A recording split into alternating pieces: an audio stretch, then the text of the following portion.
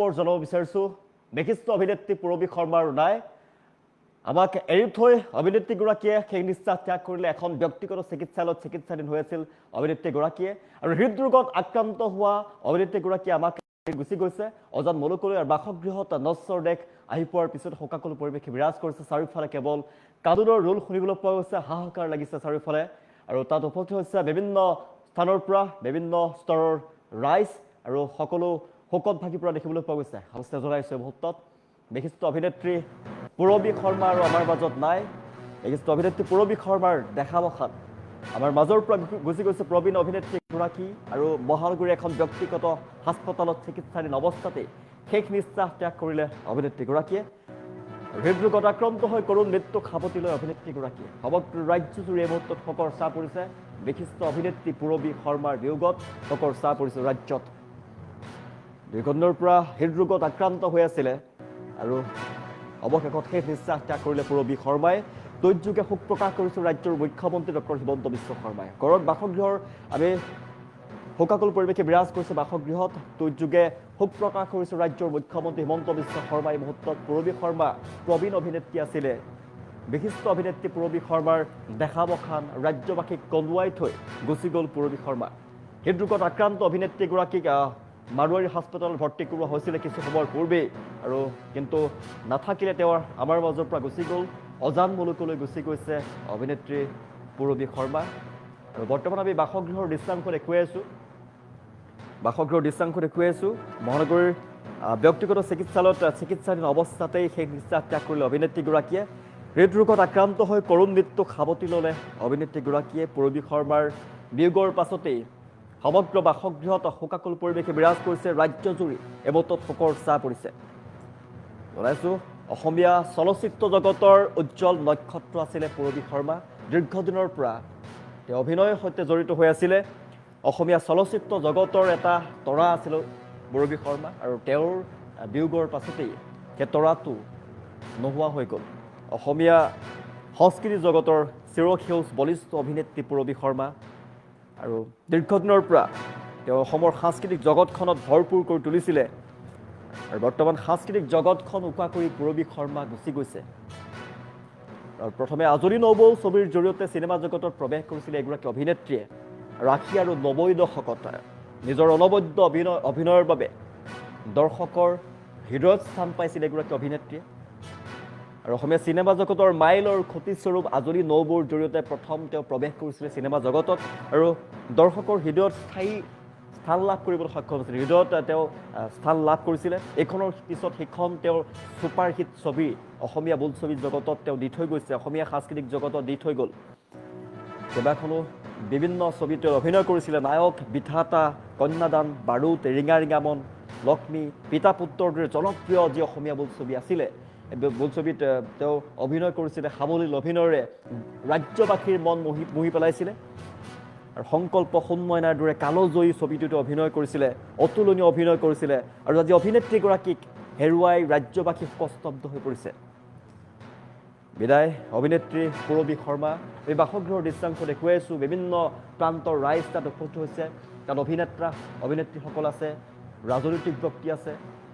বিভিন্ন স্তৰৰ ব্যক্তি আছে আৰু অভিনেত্ৰীগৰাকীৰ অনুৰাগী আছে তাত আৰু বিভিন্ন ৰাইজ তাত উপস্থিত হৈ এটা শোকত ভাগি পৰা দেখিবলৈ পোৱা গৈছে আপুনি যেনিয়েই চাই সকলোৰে চকুত কেৱল চকুপানী আৰু চকুপানীৰে বাট নেদেখা অৱস্থাৰ সৃষ্টি হৈছে যি কথা যি দৃশ্য আপোনাক দেখুৱাইছোঁ আমি বৰ্ণনা কৰি বুজাব নোৱাৰিম এগৰাকী বিশিষ্ট অভিনেত্ৰী এগৰাকী প্ৰবীণ অভিনেত্ৰী পূৰবী শৰ্মা আৰু পূৰবী শৰ্মা আমাৰ বিশিষ্ট অভিনেতা প্ৰবীণ অভিনেতা তপন দাসৰ তেওঁ পত্নী আছিল আৰু বৰ্তমান বাসগৃহত শোকাকুল পৰিৱেশে বিৰাজ কৰিছে আৰু জানিব পৰা গৈছে আজিৰ নিশাটোৰ ভিতৰতেই আজি পূৰবী শৰ্মাৰ শেষ কৃত্য সম্পন্ন কৰা হ'ব আৰু বাসগৃহত কিন্তু শোকাকুল পৰিৱেশে বিৰাজ কৰিছে প্ৰিয় অভিনেত্ৰীগৰাকীক মাজত লৈ চাৰিওফালে জনতা দেখিবলৈ পোৱা চাৰিওফালে তেওঁৰ অনুৰাগী উপস্থিত আছে পৰিয়ালৰ লোক উপস্থিত আছে আৰু কেৱল শোকাকুল পৰিৱেশে বিৰাজ কৰিছে সকলোৰে চকুত কেৱল চকুপানী কান্দোনৰ ৰোল ফুৰিবলৈ পোৱা গৈছে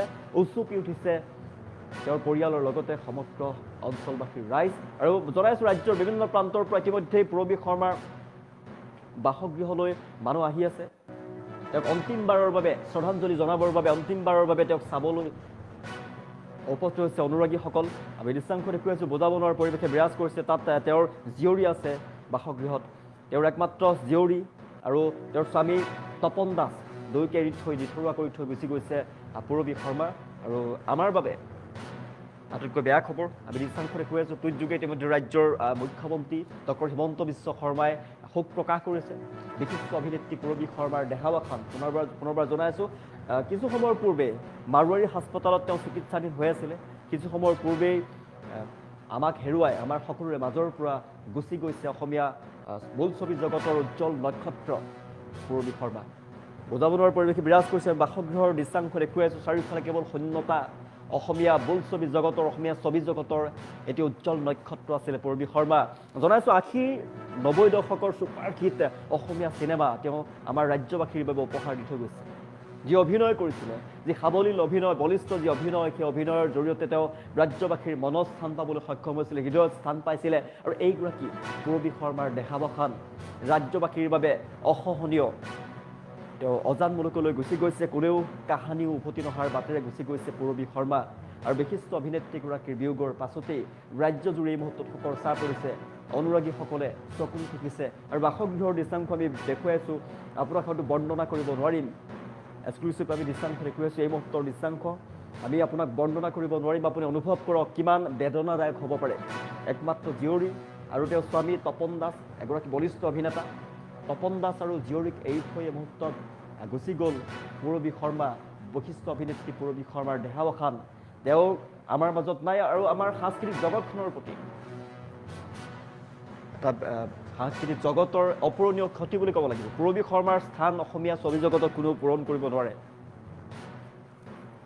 অসমীয়া ছবি জগতত তেওঁ প্ৰৱেশ কৰিছিলে আজলি নবৌ ছবিৰ জৰিয়তে।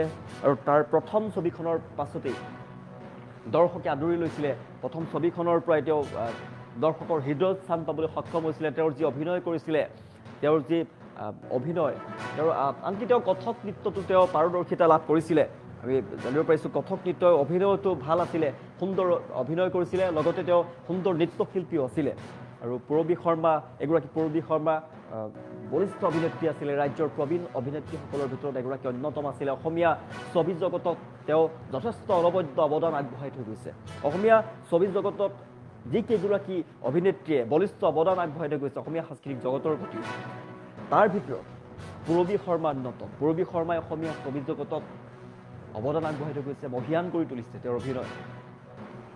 ৰাজ্যজুৰি শোকৰ ছাঁ মুহূৰ্তত আমি বাসগৃহৰ দৃশ্যাংশ দেখুৱাইছোঁ। আমি এটা কথা বাৰে বাৰে জনাইছোঁ, আপোনাক হয়তো বৰ্ণনা কৰি মই বুজাব নোৱাৰিম, আমি বুজাব নোৱাৰিম কেনেকুৱা পৰিৱেশে বিৰাজ কৰিছে। আপুনি দৃশ্য দেখাৰ পিছত অনুমান কৰক কিমান বেদনাদায়ক হ'ব পাৰে।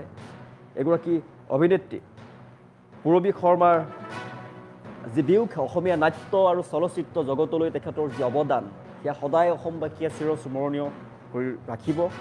সাৱলীল অভিনয়, নিষ্ঠা আৰু অসাধাৰণ প্ৰতিভাৰে তেখেতে অগণন দৰ্শকৰ হৃদয়ত স্থান দখল কৰিছে। অসমৰ সাংস্কৃতিক জগতৰ বাবে অপূৰণীয় ক্ষতি। তেখেতৰ বিদেশ আত্মাৰ চিৰশান্তি কামনা কৰিছোঁ এই মুহূৰ্তত। আৰু অজস্ৰ গুণমুগ্ধ উপস্থিত হৈছে বাসগৃহত। আমি দৃশ্যাংশ দেখুৱাইছোঁ, অজস্ৰ গুণমুগ্ধ অনুৰাগী বাসগৃহত উপস্থিত হৈছে। আৰু তেওঁৰ স্বামী আৰু একমাত্ৰ কন্যা, যিগৰাকী কন্যা, তেওঁৰ কন্যাই শোকত ভাগি পৰিছে এই মুহূৰ্তত। আৰু পৰিয়ালৰ লোক উপস্থিত হৈছে। টুইট যোগে ৰাজ্যৰ মুখ্যমন্ত্ৰী ডক্টৰ হিমন্ত বিশ্ব শৰ্মাই শোক প্ৰকাশ কৰিছে। বিশিষ্ট অভিনেত্ৰীগৰাকীৰ শোকত ম্ৰিয়মান হৈ পৰিছে তেওঁ। আমি জনাইছোঁ জনপ্ৰিয় অভিনেত্ৰী পূৰবী শৰ্মাৰ দেহাৱসান বিয়লি 6 বজাত হাস্পতাললৈ নিয়া হৈছিলে, কিন্তু তাতেই তেওঁৰ মৃত্যু হয়, তেওঁৰ দেহাৱসান হয়। আৰু পূৰবী শৰ্মাৰ বিয়োগৰ পাছতেই ৰাজ্যবাসী এটা তৰা হেৰুৱালে। এটা সাংস্কৃতিক জগতখন উকা কৰি গুচি গৈছে এগৰাকী অভিনেত্ৰী, প্ৰবীণ অভিনেত্ৰী পূৰবী শৰ্মা। পূৰবী শৰ্মাৰ যি অনবদ্য অৱদান অসমীয়া চলচ্চিত্ৰ জগতৰ বাবে, অসমীয়া ছবি জগতখনৰ বাবে, অসমীয়া সাংস্কৃতিক জগতখনৰ বাবে, তেওঁৰ যি নাট্য অভিনয় আছিলে, তেওঁৰ যি চলচ্চিত্ৰত যি অভিনয় কৰিছিলে, তেওঁ যি নৃত্য কৰিছিলে, সকলোবিলাক তেওঁৰ যি প্ৰতিভা, এই প্ৰতিভাই অসমীয়া সাংস্কৃতিক জগতখনক তেওঁ এটা যথেষ্ট অৱদান আগবঢ়াই থৈ গৈছে। আৰু যি অৱদান আগবঢ়াই থৈ গৈছে সেয়া কোনেও পূৰণ কৰিব নোৱাৰে, অপূৰণীয় ক্ষতি। পূৰবী শৰ্মা নোহোৱা হোৱাটো অসমৰ সাংস্কৃতিক জগতৰ প্ৰতি অপূৰণীয় ক্ষতি। আৰু টুইট যোগে ৰাজ্যৰ মুখ্যমন্ত্ৰীগৰাকীয়ে শোক প্ৰকাশ কৰিছে এই মুহূৰ্তত। আমি জনাইছোঁ জনপ্ৰিয় অভিনেত্ৰী পূৰবী শৰ্মাৰ দেহাৱসান আৰু কিছু সময়ৰ পূৰ্বে পূৰবী শৰ্মাৰ মৃত্যু হৈছে। পূৰবী শৰ্মাৰ মৃত্যুৰ পাছতে এনেদৰে অজস্ৰ গুণমুগ্ধ ভৰি পৰা দেখিবলৈ পোৱা গৈছে। টুইটযোগে ৰাজ্যৰ মুখ্যমন্ত্ৰী হিমন্ত বিশ্ব শৰ্মাই শোক প্ৰকাশ কৰিছে আৰু বিভিন্ন স্তৰৰ মানুহে শোক প্ৰকাশ কৰিছে। বিভিন্ন স্তৰৰ অসমৰ শিল্পী কলা কৌশলীয়ে শোক প্ৰকাশ কৰিছে বিশিষ্ট অভিনেত্ৰীগৰাকীৰ দেহাৱসানৰ পাছতেই। কোনেও কাহানিও উভতি নহাৰ বাটেৰে এগৰাকী পূৰবী শৰ্মা গুচি গৈছে আৰু তাৰ পাছতেই সমগ্ৰ ৰাজ্যবাসী শোকত ম্ৰিয়মান হৈ পৰিছে। সকলোৰে চকুত চকু পানী। আমি কাহানিও কোনেও বুজাব নোৱাৰা, কোনেও কাকো বুজাব নোৱাৰা বৰ্ণনা কৰি হয়তো আপোনাক বুজাব নোৱাৰিব। আপুনি অনুভৱ কৰিব পাৰিব কিমান বেদনাদায়ক হ'ব পাৰে।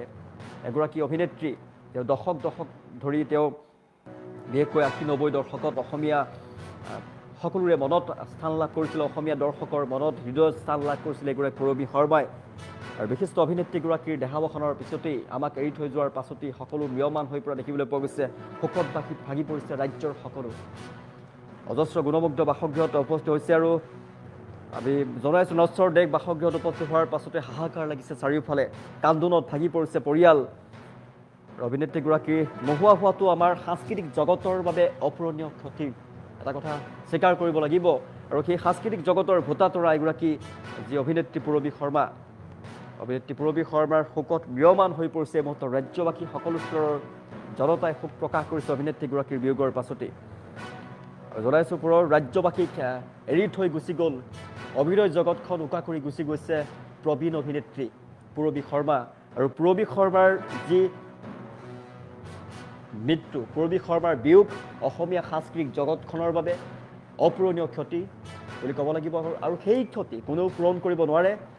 বিশিষ্ট অভিনেত্ৰীগৰাকীয়ে দীৰ্ঘদিনৰ পৰা হৃদৰোগত আক্ৰান্ত হৈ আছিলে আৰু হৃদৰোগত আক্ৰান্ত হোৱা পূৰবী শৰ্মাক মাৰোৱাৰী হাস্পতালত লৈ যোৱা হৈছিলে, কিন্তু তেওঁ তাতেই শেষ নিশ্বাস ত্যাগ কৰিলে।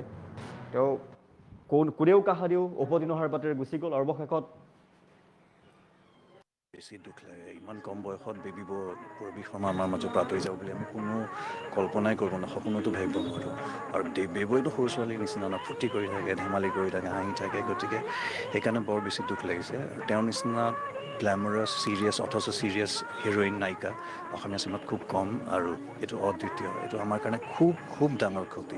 কিমান ডাঙৰ ক্ষতি মই এইটো শব্দৰে বুজাব নোৱাৰোঁ। অসমীয়া চিনেমাত যিসকল মানুহে আজি কণ্ট্ৰিবিউশ্যন কৰি গ'ল, যিসকল পুৰোধা ব্যক্তি, তেওঁৰ মাজত তেওঁৰ অন্যতম। আৰু আজি যে বেবীবৰ বিষয়ে এনেকৈ আমি পূৰবী শৰ্মাৰ বিষয়ে যে এনেকৈ কথা ক'বলগীয়া হ'ব মই ভবাই নাছিলোঁ। বেছি দুখ। শেষৰবাৰ মই আজি 3 দিনৰ আগত যিহেতু ছবি এখনো চলি আছে ককা দেউতা নাতিৰ হাতী, সেই সম্পৰ্কে বেবীবাৰ ফোনাফোনি হৈ থাকে।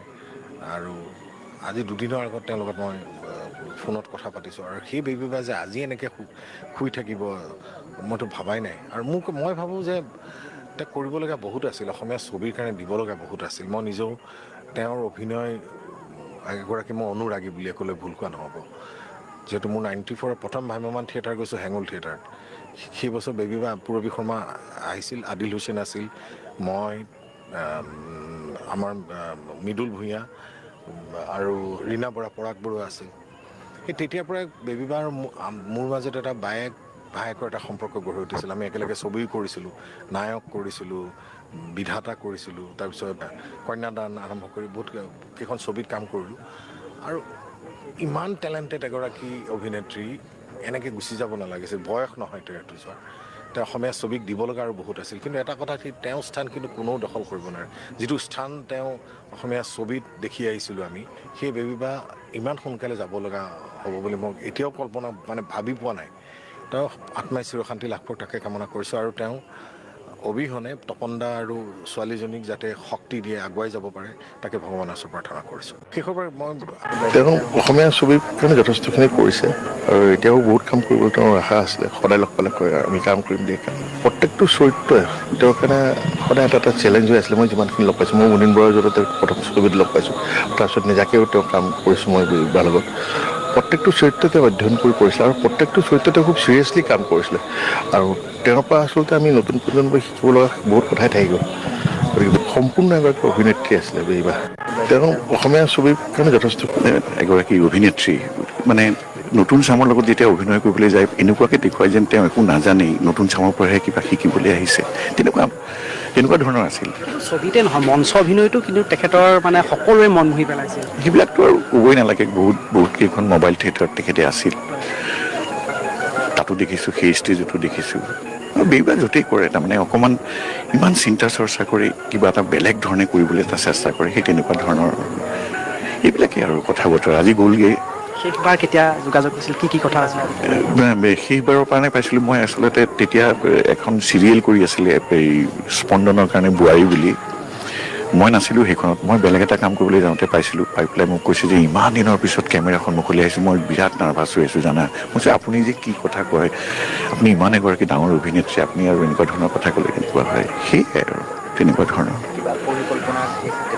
নাই, সেইবিলাক কথা মই নাজানিছিলোঁ আচলতে, এনেকুৱা ধৰণৰ কথা নাই। আজি এবছৰ 1.5 বছৰমানৰ পৰা লগ পোৱা নাছিলোঁ, কাৰণ বিবিবাও সিফালে বেলেগ কামত ব্যস্ত আছিলে, ময়ো বেলেগ ধৰণে ক'ৰবাত কৰি আছিলোঁ, গতিকে লগ পোৱা নাছিলোঁ আজি এবছৰমান ধৰি।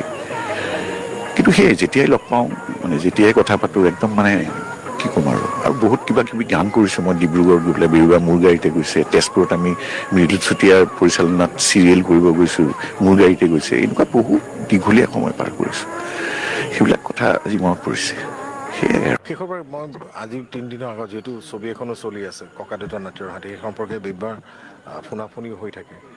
আৰু আজি 2 দিনৰ আগত তেওঁৰ লগত মই ফোনত কথা পাতিছোঁ, আৰু সেই বেবীবা যে আজি এনেকৈ শুই থাকিব মইতো ভাবাই নাই। আৰু মই ভাবোঁ যে তেওঁ কৰিবলগীয়া বহুত আছিল, অসমীয়া ছবিৰ কাৰণে দিব লগা বহুত আছিল। মই নিজেও তেওঁৰ অভিনয় এগৰাকী মই অনুৰাগী বুলিয়ে ক'লে ভুল কোৱা নহ'ব। যিহেতু মোৰ 94 প্ৰথম ভ্ৰাম্যমাণ থিয়েটাৰ গৈছোঁ হেঙুল থিয়েটাৰত, সেই বছৰ বেবীবা পূৰবী শৰ্মা আহিছিল, আদিল হুছেইন আছিল, মই, আমাৰ মৃদুল ভূঞা আৰু ৰীণা বৰা, পৰাগ বৰুৱা আছিল। সেই তেতিয়াৰ পৰাই বেবীবা আৰু মোৰ মাজত এটা ভায়েকৰ এটা সম্পৰ্ক গঢ়ি উঠিছিল। আমি একেলগে ছবিও কৰিছিলোঁ, নায়ক কৰিছিলোঁ, বিধাতা কৰিছিলোঁ, তাৰপিছত কন্যাদান।